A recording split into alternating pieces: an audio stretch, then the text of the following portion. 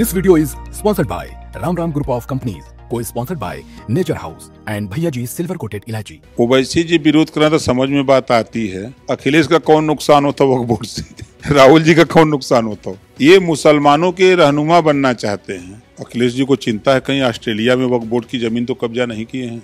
उनको ये भी सता रहा है कि कहीं वहां न पहुंच जाए वक्फ बोर्ड वाले। जो वक्फ बोर्ड की संपत्ति को बेच करके अवैध संपत्ति इकट्ठा करते हैं वो लोग प्रदर्शन कराते हैं। एक किसी मुसलमान को बता दें कि वक्फ बोर्ड की संपत्ति बेच करके उसको 4 लाख 5 लाख रुपया दिए हो कि लो तुम झोपड़ी डाल करके यहाँ रहना, इनको तुमको कोई नहीं उजारेगा, उसके नाम से रजिस्ट्री करा दिए हो। एक बता दे कोई मुसलमान ही मुसलमान का दुश्मन है। आई जो विरोध कर रहे हैं इसका कोई मतलब नहीं है। ये विरोधी पार्टी के लोग हैं तो विरोध तो करबे करेंगे।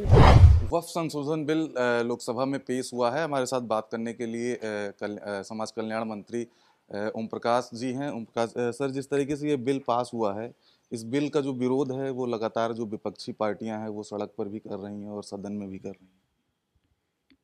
ओवैसी जी विरोध करना तो समझ में बात आती है। वो अखिलेश का कौन नुकसान होता वक्फ बोर्ड से, राहुल जी का कौन नुकसान होता, उसे नुकसान है। ये मुसलमानों के रहनुमा बनना चाहते हैं, उनका वोट लेना चाहते हैं। वोट की राजनीति लोग कर रहे हैं।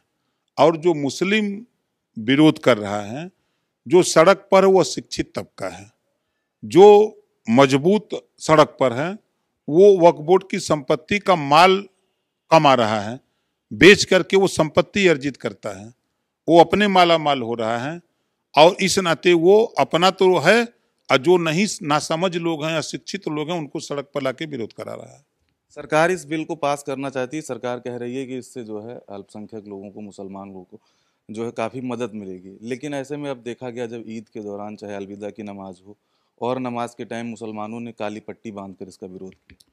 वो उनके जो धर्म गुरु हैं, जो वक्फ बोर्ड की संपत्ति को बेच करके अवैध संपत्ति इकट्ठा करते हैं, वो लोग काला कपड़ा खरीद करके देते हैं कि उनके पास पैसा है, लो बांध लो चलो। वो लोग प्रदर्शन कराते हैं। वो उनको ये नहीं बताते। ऐसे लोगों से हम पूछना चाहते हैं कि एक गरीब महिला मुसलमान को बता दें जिसको वक्फ बोर्ड की संपत्ति पर बसने का अधिकार दिए हो। एक किसी मुसलमान को बता दें कि वक्फ बोर्ड की संपत्ति बेच करके उसको 4 लाख 5 लाख रुपया दिए हो कि लो तुम झोपड़ी डाल करके यहाँ रहना, इनको तुमको कोई नहीं उजारेगा, उसके नाम से रजिस्ट्री करा दिए हो। एक बता दे कोई। ये मुसलमान ही मुसलमान का दुश्मन है, वो दूसरे को क्या कहें। आई जो विरोध कर रहे हैं इसका कोई मतलब नहीं है। ये विरोधी पार्टी के लोग हैं तो विरोध तो करबे करेंगे।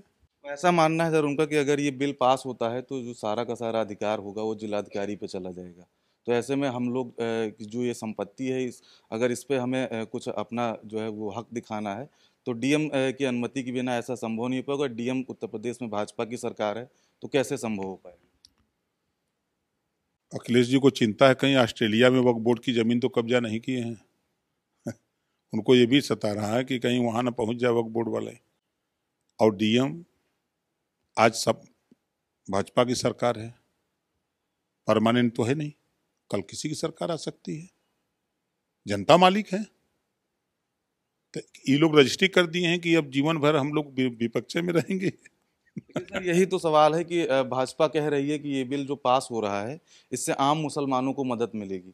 तो जिस तरीके से जो कमेटी बनी, जो तमाम बैठकें हुई, तो उसमें संतुष्ट कैसे नहीं हुए ये लोग। भाई देखिए, जेपीसी हर स्टेट में जाकर के सबकी राय मशविरा लिया। जेपीसी सबकी बात सुन करके उस कमेटी के लोगों की वोटिंग हुई। वोटिंग में वो बिल पास हुआ। फिर उसके बाद विधानसभा में, लोकसभा में रखा गया। तो लोकसभा में रखा गया, उस पर समीक्षा भी। अब आज वो बिल पेश हुआ है तो सबकी सहमति से हो रहा है। विरोध तो हर युग में हुआ है, हर युग में हर काम का विरोध हुआ है। अयोध्या में भगवान राम का मंदिर का विरोध नहीं अखिलेश जी किए। अभी महाकुंभ में राहुल जी नहीं विरोध किए, अखिलेश जी नहीं विरोध किए। ये विरोधी पार्टी वाले हैं, इनका काम है विरोध करना और दूसरा काम नहीं है। सर क्या लग रहा है कि मतलब ये बिल जो पास होगा इससे आम मुसलमान को कितना फायदा होगा। कि आम मुसलमानों को बड़ा फायदा है। जो वक्फ बोर्ड की संपत्ति है, अब एक तरफा कोई बेच करके उसको अपने लिए इस्तेमाल नहीं करेगा। अब उसके हक सबको बराबर मिलेगा। जो गरीब कमजोर है उसको भी मिलेगा, जो मजबूत है उसको भी मिलेगा।